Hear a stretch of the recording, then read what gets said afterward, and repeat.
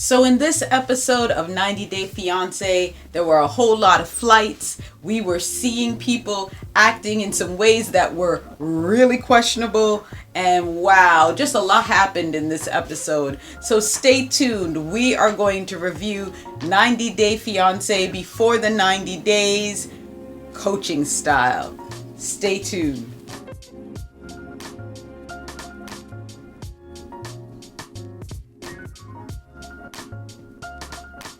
Yeah, I could see some real issues for Varia and Jeffrey. They're on some sketch vibes, both of them. I mean, I get his fears.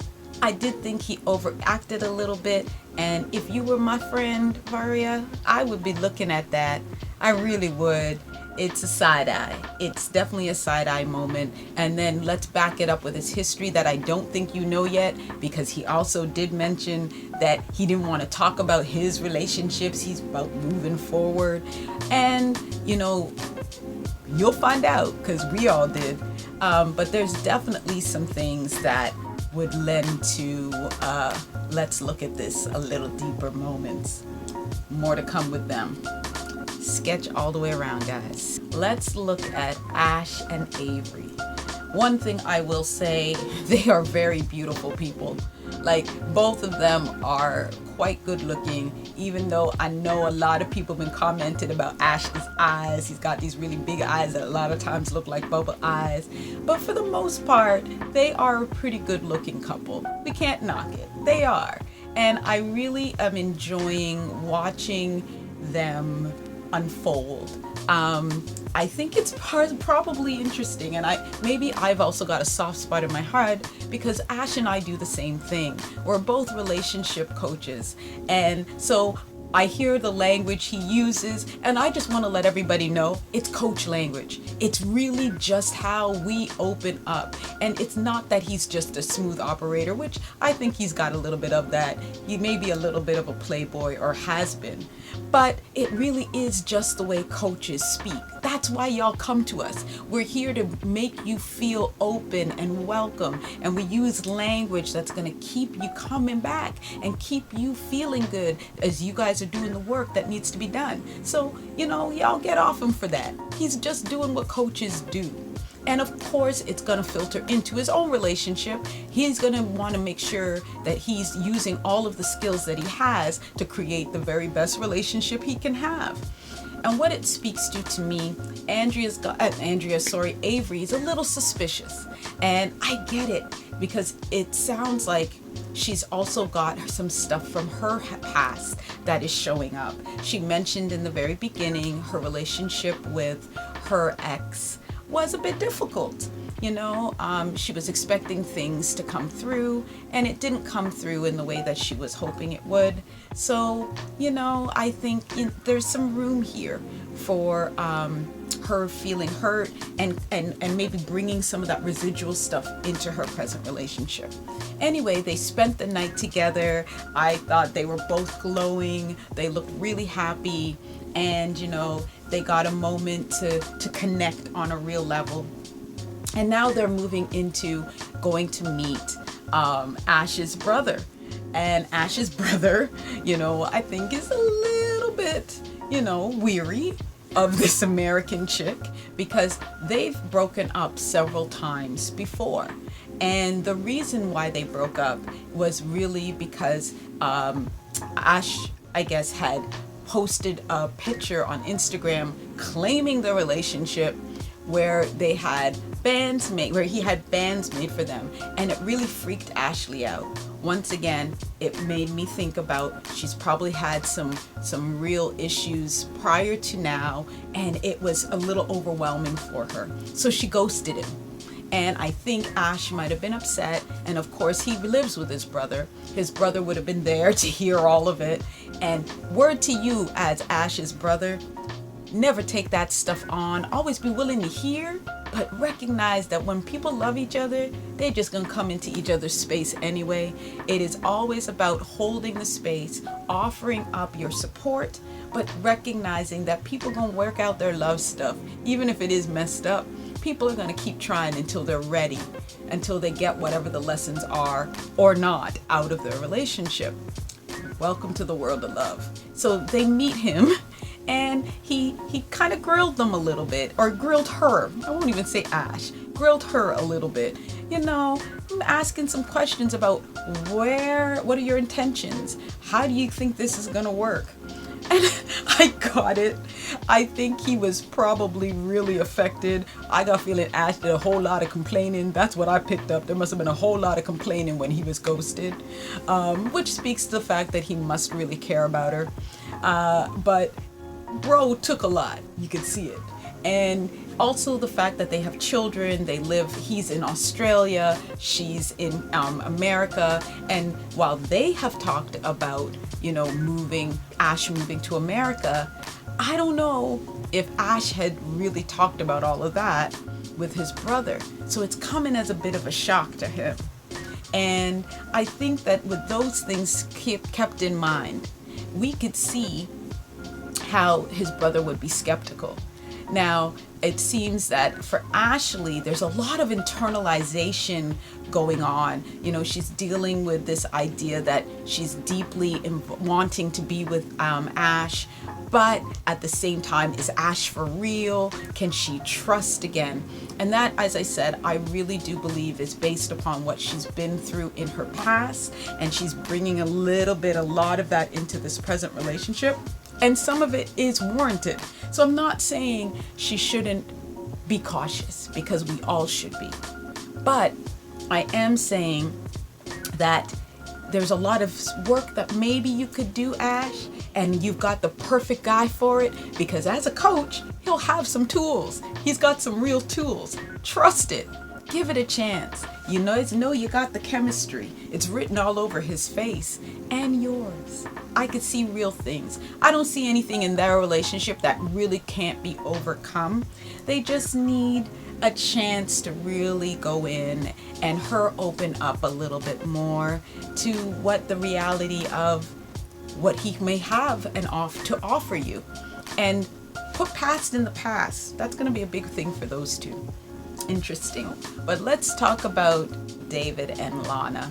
David. I think you really do mean well. It seems like it from the dad hair and the dad shirts on down. You are just looking to be loved in your own really crazy, strange way, which isn't necessarily wrong. We all want love. Just, you're giving off to me some creepy dad vibes. You would be the one who drive all the girls to tennis class or whatever, dance class. But you may look a little hard, Lana. Lana and you have been dating for the last 7 years. So this couple, they have been dating for 7 years. Lana is in the Ukraine. David is in the States, in Vegas at that. And they have never met. The only way that the two of them talk is through this really paid website, and it sounds like David has sent Lana over the 7 years approximately 100 G's, 100 grand. Yes, you heard me right, about 100 grand. And yeah, he's tried to meet her before. They have tried to meet up 3 separate times, and each time she's ghosted him. Something's come up, and maybe it's real. Maybe the first time she just ghosted him. The second time, I think it was her brother got sick, and then the third time she got sick, and they've just never been able to make it. So he's decided that he's gonna go this time and wants to meet with her, which I can completely understand, as they've been talking forever. But it was interesting to watch this exchange. He really thinks that he's gonna go and propose to her, which completely understand. They've been talking for 7 years. He really wants to bring her to the States. But I found it really strange that he decided he was going to get her a cubic zirconia ring. So it made me think to myself that maybe he kind of knows deep down somewhere in the recesses of his brains that maybe there is more to this girl than he really thinks there is. Maybe she's not as genuine as it might be, even though he plays like he doesn't see that at all. He is just right there and right into her in really weird ways. And we notice that he doesn't want to hear what other people really have to say, because he has a best friend who she is Ukrainian, and I guess she might have come over on a dating site, and she really tells him a little bit about, I'm just letting you know, when girls have these intentions, you might be getting scammed. And she would know it, as she was a Ukrainian woman. And he don't want to hear none of it, even though there's mountain evidence, because this is the only way you can talk to her. That's also very weird, because he's made other friends. He has another friend that he has over in the Ukraine who actually picks him up from the airport as he goes over there. And she and him have been talking for 12 years. And I guess they met on a dating site, but she just wasn't that into him. But she saw that he was a really nice guy. So she chose to continue the friendship. And even she's letting him know that she thinks that he's being ghosted. He don't want to hear none of it. So he goes over, he's all excited. He lets us know that he has not had sex in 10 years. And that's why he's making sure he brought the massage oil, y'all. He brought the massage oil. That was something he wasn't leaving behind as he pets his cats. He is a little bit of an oddball. And there's, as I said, nothing wrong with that. Everybody deserves love. But you have been outside of a relationship where you've been able to really interact for over 10 years. That's something to be said. There's something to be said about that. And I'm really hoping, David, that as you go over, she is the woman of your dreams. But I would also question why you have chosen to be in this state for that long. Why haven't you made this happen, and that you guys would have met sooner? Or you just haven't looked at home. Okay, not even at home, at another country, another place where you could really finally truly build with somebody. I'd be curious to find out.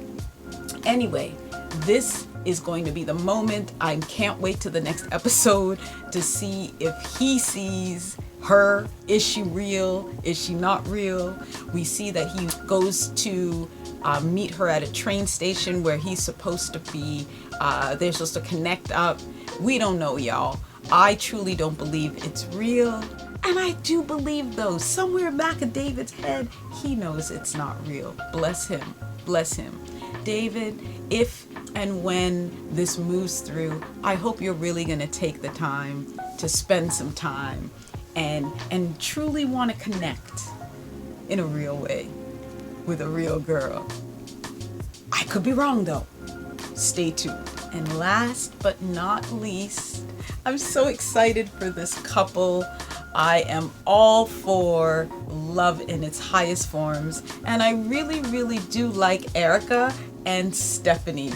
Erica and Stephanie are the first same-sex couple that have been on this show. They are young and vivacious, and both of them are ready to experience love. They've been talking online for over a year. Erica is in Australia, and Stephanie is from Yonkers, New York, and they are getting together for the first time. What I thought was amazing about it was that there really does seem to be a sweet awkwardness between them as they are starting to form this. And Stephanie has gone and taken incredible risks because she suffers from a unique disorder, making her being around a lot of people. She's very susceptible to infection. And it's kind of dangerous for her to even attempt the trip. But it speaks a lot to how much she must really, really like Erica. It'll be interesting to see how they meld and rap and get together, because both of them are experiencing They're a same-sex relationship. I think of their first serious relationship on both ends.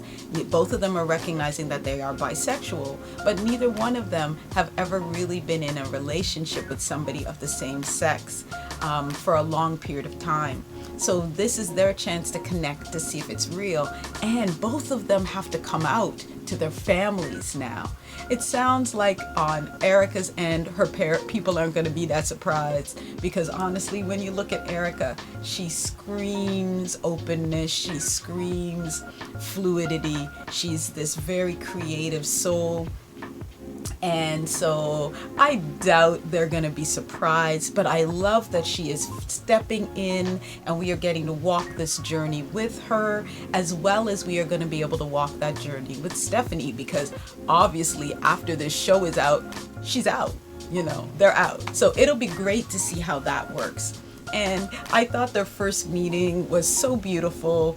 They got together and they hugged, but there was a little bit of shyness, where they're still processing being in this space. And it reminds me of what it's really like for most of us. It doesn't happen that easy, being in love is love, and it has its awkward sweetness to it. I can't wait to see what happens with them. Keep being sweet. So there you have it, y'all. This is my wrap up. I love 90 Day Fiance, especially in times like this. Make sure that you comment. Let me know what you thought of the episode. What did you think about my commentary? What do you want to know about when we talk about relationships and how they're portrayed on TV? I love 90 Day Fiance because I do believe that it portrays things in such interesting ways, and you get to see some dynamics in relationships that you don't really see in other places. Stay tuned. If you like what you got, subscribe, hit the bell. I'm going to be releasing videos every Tuesday and Friday. Tuesdays is going to be commentary like this on relationships and shows like 90 Day Fiance.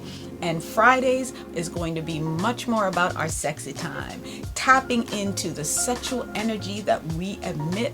And let's talk about sex. I want to talk about all those stuff that makes us go, Thanks all. It's been fun. Till next video.